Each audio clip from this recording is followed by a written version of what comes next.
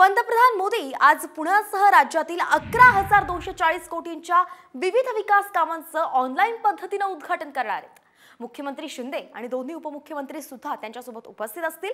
पुण्यातील गणेश कला क्रीडा मंडळात हा उद्घाटन सोहळा पार पडणार आहे। पावसामुळे पंतप्रधान नरेंद्र मोदींचा पुणे दौरा रद्द झाला होता आणि त्यामुळेच आता या सर्व विकास कामांचं उद्घाटन ऑनलाईन पद्धतीने करण्यात येणार आहे।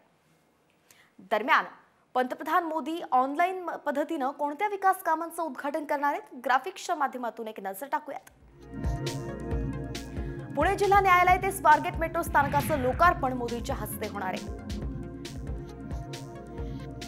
स्वारगेट ते कात्रज नवीन दक्षिण विस्तारित मार्गिकेचंही भूमिपूजन मोदी करतील। पुण्यातील भिडेवाडा स्मारकाचंही भूमिपूजन होणार आहे। तर सोलापूर विमानतळाचे उद्घाटन ऑनलाईन पद्धतीने केलं जाईल।